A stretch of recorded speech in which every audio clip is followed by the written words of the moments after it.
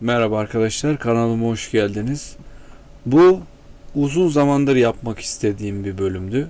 Bu zamana kalmasının sebebi burada sizlere göstereceğim bazı sistemlerin tamamlanmış olmasını istememdi. Yani bir plan olarak kalmasını istemedim. Bizzat tamamlamış ve kullanıyor olduğum sistemler olarak anlatmak ve göstermek istedim. O yüzden bugünlere kaldı. Özet olarak bu bölümde göreceğiniz şeyler: biyogazın ne olduğunu anlatacağım. Neden karavanımda biyogaz üretiyor ve kullanıyorum? Bunun cevabını vereceğim. Ve solar su ısıtıcıların ne olduğunu ve ne işe yaradıklarını anlatacağım. Dolaşım sistemimi anlatacağım ve motor ısısı transferi sistemimi de bu videoda sizlere göstereceğim arkadaşlar. Biyogaz nedir diye başlayalım. Biyogaz, organik materyalin kontrollü bir ortamda çürütülerek elde edilen gazdır arkadaşlar. Biyogazın içinde büyük oranda metan ve yine büyük oranda karbondioksit vardır ve küçük oranda da hidrojen sülfit adını verdiğimiz bir gaz vardır.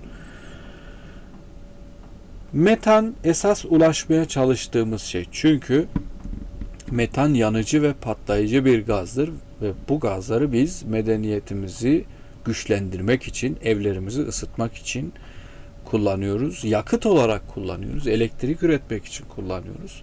Ve evlerimizde kullandığımız doğal gazın %97'si, %98'i metandan oluşuyor arkadaşlar. Dolayısıyla metana ulaşmak önemli. Karbondioksit oranını azaltmak ve mümkünse hidrojen sülfit gazından tamamen kurtulmak gerekiyor. Biyogazı her şeyde kullanmak istiyorsak. Ama mesele de şu zaten: biyogazı her şeyde kullanamıyoruz. Biyogazı her şeyde kullanabilmek için onu biyometana çevirmemiz lazım. Onu saflaştırmamız lazım. Karbondioksit oranını minicik bir hale getirip hidrojen sülfiti de tamamen elimine etmemiz gerekiyor. Bir parantez açayım. Neden ortaya çıkan gazı hidrojen sülfitten özellikle arındırmamız gerekiyor? Hidrojen sülfit çok yüksek korosif bir gazdır arkadaşlar. Yani temas ettiği metalleri çok ciddi anlamda hızla paslandırır, o metali çürütür. Ve kullanacağımız birçok uygulama metal parçalar içeriyor. Mesela benim yapmak istediğim şeyde bile bu gazı sıkıştırarak depolama işleminde en azından bir kompresör kullanmam gerekiyor. Ve bu kompresörün silindiri, pistonu, her şeyi metal parçalardan oluşuyor. Dolayısıyla hidrojen sülfiti temizlemem gerekiyor. Ancak metanın öyle bir özelliği yok. Metan metallerle tepkimeye giren bir gaz değil. Güvenle depolanabiliyor. Biyogaz bakterilerin organik materyali parçalamasından ortaya çıkar dedik. Bunu metanojen bakteriler gerçekleştiriyor olsa da bunu tek başlarına yapmazlar. Bunu 3 katmanlı 3 farklı bakteriyle birlikte, yani birisi kendileri olmak üzere 3 farklı bakteri grubu olarak gerçekleştirirler. Bir katman karbondioksiti oluşturur, diğeri işte azotu hapseder vesaire gibi nitrojeni faydalı bir şeye getirir. En üst katmanda metanojen bakteriler bize metanı verirler. Ancak yan ürünleri de işte karbondioksit ve hidrojen sülfittir. Çünkü çürüme zaten hani bildiğiniz bir şey, koku yayar. Neyse, çevre dostu ve yenilenebilir bir yakıttır arkadaşlar. Çevre dostu, neden çevre dostu? Doğal bir süreç sonucu gerçekleştiği için. Yani onu üretmek için enerji harcamayız. Onu üretmek için çevreyi kirletmeyiz. O doğal, yani odun gibi doğaldır.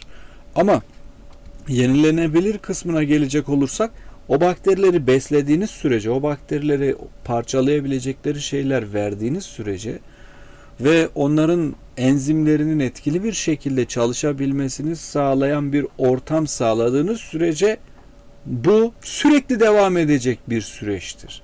Yani sonu olan bir şey değildir. Organik materyal olduğu sürece devam edecektir. Sınırlı değildir o yüzden. Sınırsızdır. Yan ürünü de yani biyogaz üretiminin bir yan ürünü de, yani bu materyal sindirildikten sonra ne olur?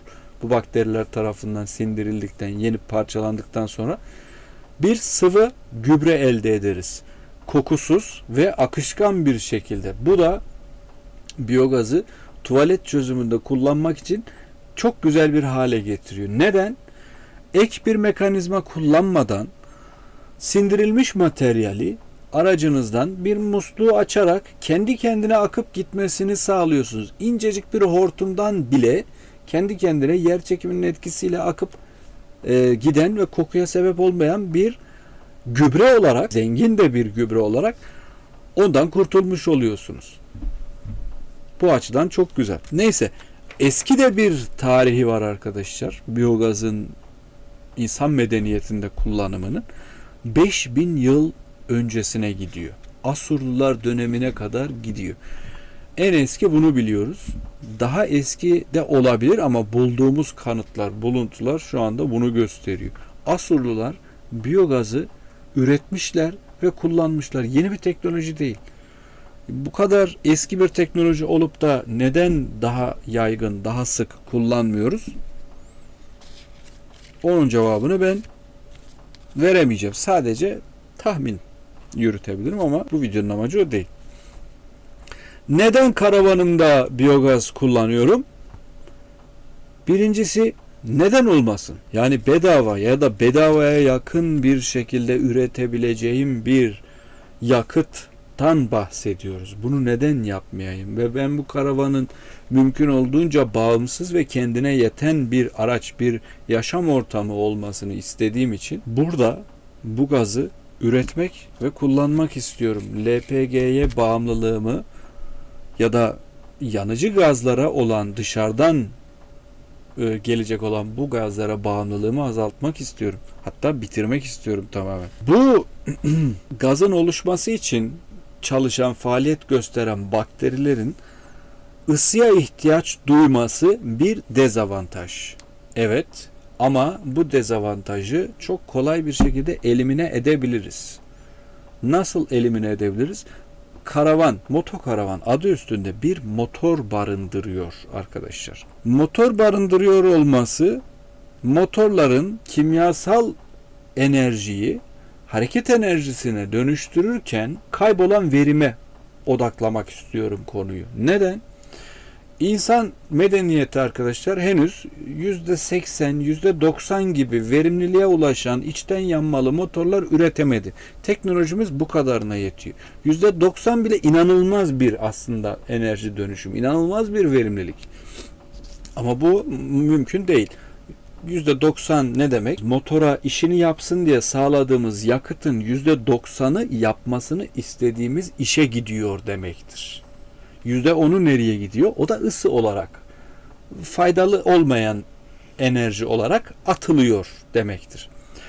Ama tabii ki durum böyle değil. En fazla ulaştığımız verimlilik dizel motorlarda, yani bu aracın motoru gibi olan motorlarda %60.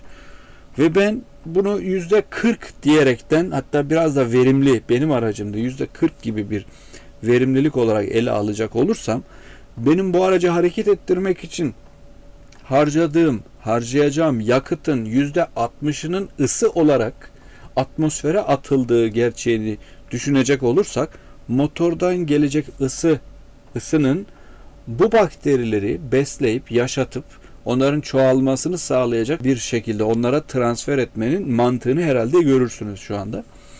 Bu yüzden motordan ısı transferi gerçekleştiren bir sistem yaptım arkadaşlar. Bu var. Bir de yani burası bir yaşam ortamı. Dolayısıyla ısıya tek ihtiyaç duyan organizmalar bu mikroorganizmalar değil. Bir makroorganizma var burada. Ben de ısıya ihtiyaç duyuyorum. Köpeğim Rüzgar da ısıya ihtiyaç duyuyor. Burada çalışacak aslında her şeyin belli bir ısı aralığı var. Dolayısıyla bu ortamda birden fazla ısı kaynağının olması zaten gerekli ve o ısıyı ben sadece ne yapacağım? O ısıyı sadece burada değil, bu iç ortamda değil, onların ortamına da aktaracağım bir şekilde dağıtacağım, paylaşacağım. Bunu sağlayabilirsem çok mantıklı, daha da mantıklı hale gelecek biyogaz üretmek ki sağlamaya çok yaklaştık. Hani motorunu sizin onlarla paylaşıyorum zaten şu anda. Dolayısıyla yaktığımız yakıtın hareket enerjisine dönüşmeyen kısmının tamamı boşa gitmiyor artık. Neyse. O yüzden hani bu sistemi bedavalaştırabildiğimiz sürece, bu sistemi hani ek yakıt, ek enerji kullanmadan işleyebilir hale getirdiğimiz zaman mantıklı bu sistem arkadaşlar. Ve ben bunu yapabileceğimi öngördüğüm için bu işe giriştim. Hani ben onların ısı ihtiyacını karşılamak için yakıt tüketeceksem ya da elektrik harcayacaksam o zaman mantıklı değil. Niye? Dışarıdan LPG almakla aynı kapıya çıkıyor. O yüzden bunca emeğe gerek kalmazdı. Ama hani ben burada LPG üretmeye kalksam o zaman o bambaşka bir şey. Onu zaten yapamam da biyogazı onlara sadece ısı sağlayarak yapabiliyorum ve hani onların yiyeceği bir şeyler de lazım. Evet. Onların yiyeceği şeyler zaten her şeyi yiyip parçalayabiliyorlar arkadaşlar. Organik materyal ya. Hani bir düşünün. Benim tuvaletim oraya bağlı ve bozuk yemekleri, bozuk armutları, elmaları falan onlara veriyorum. Onlar hallediyorlar yani. Neyse. Bir de şu avantajı var arkadaşlar. Tuvalet sisteminde kullanmanın bir avantajı var bu sistemi. Neden? Bu bakteriler verdiğiniz her şeyi parçalıyorlar. Minicik mikro parçalara dönüştürüyorlar ve sıvı bir ortamda yaptıkları için bunu, bu sıvı atık sıvı halde rahatlıkla dışarı aktarılabiliyor. Yani bir pompa ya da bir parçalayıcı mekanizma kullanmadan tahliye edeceğiniz zaman incecik bir bahçe hortumuyla bile rahatlıkla transfer edilebiliyor, aktarılacak ortama, artık hani toprağı mı, mazgala mı, nereye istiyorsanız. O yüzden avantajlı. Solar su ısıtıcılara gelecek olursak, solar su ısıtıcıları niye yaptım? Yani su ısıtmak için bir tane ek büyük panel kullansaydım da onu da su ısıtmayı da elektrikle yapsaydım olmaz mıydı? Olurdu, olabilirdi. Ama her bir enerji dönüşümü bir verim kaybı demek. Çünkü hiçbir dönüşüm bedava olmuyor. Her bir dönüşümde bir miktar yakıt, enerji, elektrik kaybediyoruz. Bu bir. İkincisi de güneşin zaten ısıtma özelliği var. Dolayısıyla onu elektriğe önce dönüştürüp sonra ısıya dönüştürmek, yani 2 defa dönüşüm gerektiren bir şey. Bu yüzden amaç sıvı ısıtmak olduğu için güneşin doğrudan bu sıvıya temas edip bu sıvı aracılığıyla da ısının ulaşmasını istediğim noktalara aktarılmasıydı amacım. Hem sıcak su tankımıza hem de birincil ve ikincil biyogaz sindirim tanklarımıza bu ısının ulaşmasıydı amaç. O yüzden bu şekilde yaptım. Hem daha ucuz oldu hem de daha verimli oldu. Bu yüzden solar su ısıtıcılar kullandım. Bir de biyogaz sisteminin verimliliği için önemli bir şey. Neden? Ben bunun için elektrik harcayacaksam, biyogaz sindirim tankı için elektrik harcayacaksam, bu sistemin çok da mantıklı olmadığı anlamına geliyor. Neden? Yani zaten kısıtlı, karavan ortamında elektriğiniz kısıtlıdır. Çünkü çatıya dizebileceğiniz panel sayısı kısıtlıdır. Bunun için bir de yakıt üretmeye elektrik harcıyorsunuz. Bu çok mantıklı değil.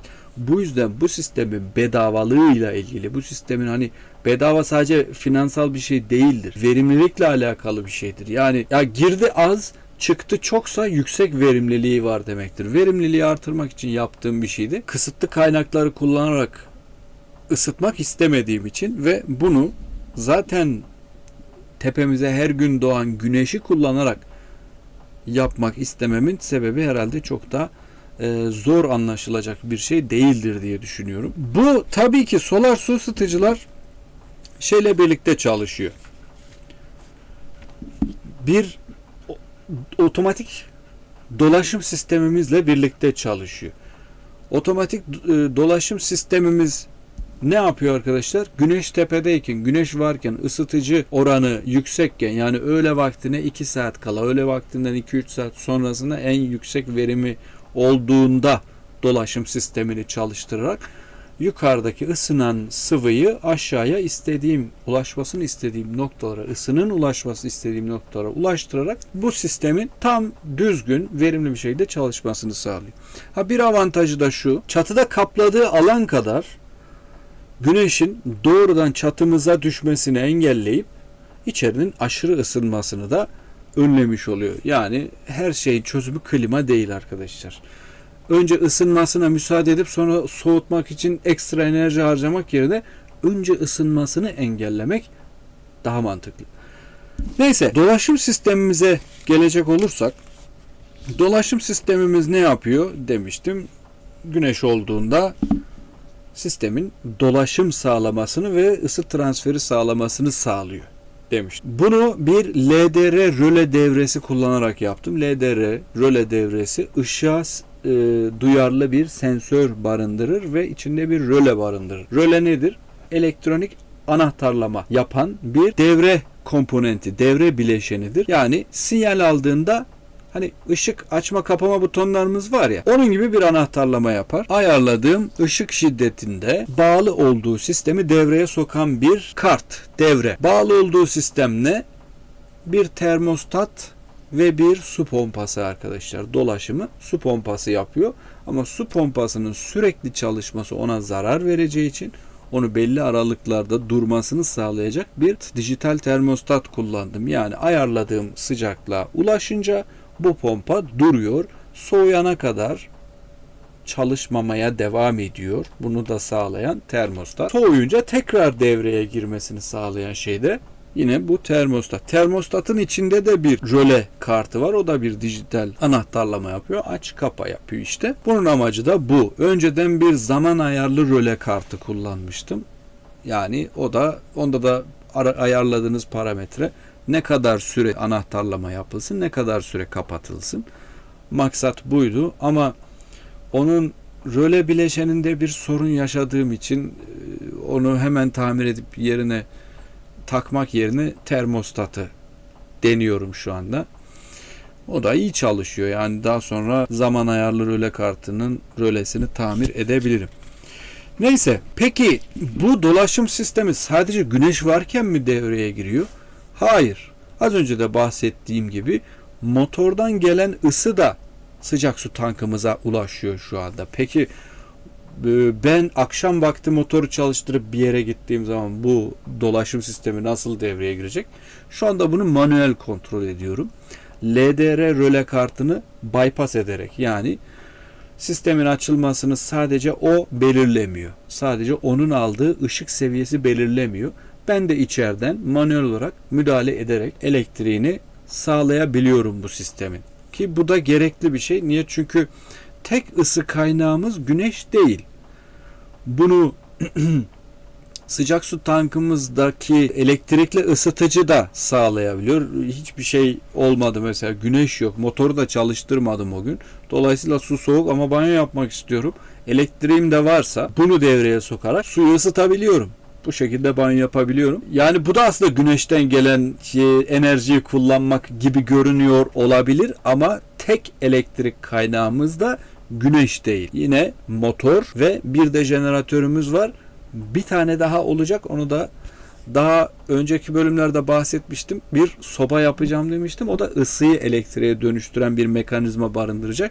Neyse, onu da sırası gelince, onu tamamlayınca tamamlama aşamalarını vesaire de çekerek göstererek sizlerle paylaşırım. Yani bu manuel bypass yöntemi sayesinde de motorun ürettiği ısıyı yine tanklarda dolaştıracak şekilde bu dolaşım sistemini de faaliyete sokabiliyorum. Bir de şeyimiz var arkadaşlar. Solar su ısıtıcılara giden, şurada gördüğünüz 2 tane vanamız var. Solar su ısıtıcıları bypass etmemi sağlıyor. Neden böyle bir şey gerekli? Eğer dolaşımın olmasını istiyorsam ve soğuk bir gündeysek, güneş de yoksa, ısıttığımız su solar su ısıtıcılara çıkarsa bu sefer soğur orada. O yüzden oraya ulaşmadan geri dönmesi lazım. Bu vanalarla işte bunu kontrol ediyorum. Bunlar şu anda manuel. Bu vanaların konumunu değiştirdiğim zaman sıcak su yukarıya çıkmadan geri dönüyor. Yukarı çıkmadan tekrar biyogaz sindirim tanklarına gidiyor. Yani bu sistemi manuel bypass'ı yaptığım zaman, LDR elektronik bypass'ını yaptığım zaman ve bu vanaları kapattığım zaman ısı, sıcak sıvı, antifrizli sıvımız, donmasın diye antifrizli, bu sıvımız sadece sıcak su tankı ve biyogaz sindirim tanklarımız arasında dolaşıyor.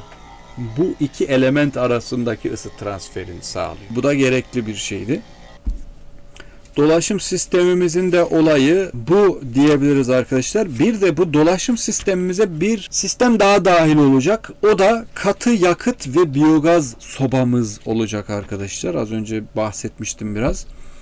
Bu sobada yanabilecek her şeyi yakıp bu ısının bir kısmını, yani ortama yayılacak tamam bunun ürettiği ısı, ama bir kısmı da sıcak su dolaşım sistemimize dahil olacak. Yani oradaki sıvıyı da ısıtacak. O sıvı da sürekli dolaştığı için hem sıcak su tankımızı ısıtacak hem de biyogaz sindirim tanklarımızı ısıtacak.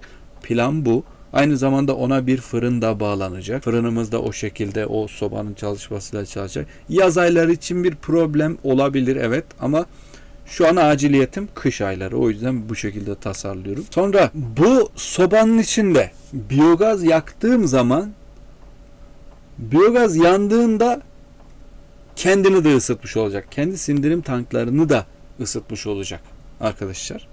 Bu da çok tatlı bir olay bence. Yani kendi kendini döndüren bir sistem haline gelecek.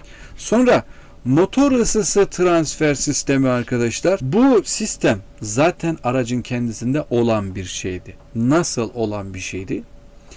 Şu buzdolabımı görüyorsunuz. Bu devasa bir buzdolabı. Ev tipi bir buzdolabı arkadaşlar. Ve kocaman olduğu için oradaki zemini indirmem gerekiyordu. Banyom için de aynı işlemi yapmam gerekiyordu. Yaptım da, önceki bölümlerde görebilirsiniz.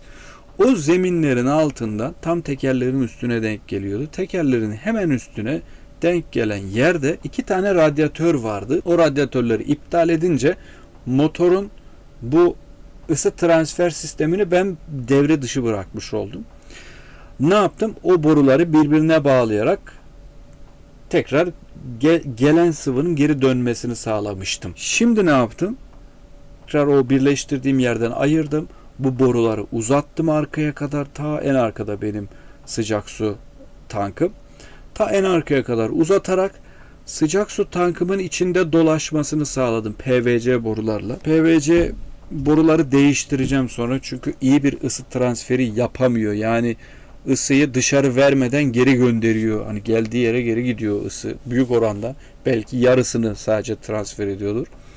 Ama ben daha verimli, daha etkili bir ısı transferi istiyorum. O yüzden onu bir alüminyum radyatörle değiştireceğim, o PVC boruları. Şimdilik bu şekilde ısıtıyor. Fena değil ama hani yarım saatlik bir şehir içi yolculuğundan sonra banyo yapılacak su olmuyor. O yüzden onu değiştireceğim arkadaşlar. Sonra yani motor ile su ısıtmak bu şekilde sağladım ben. Yani motor üzerinde bir değişiklik yaptık sayılmaz.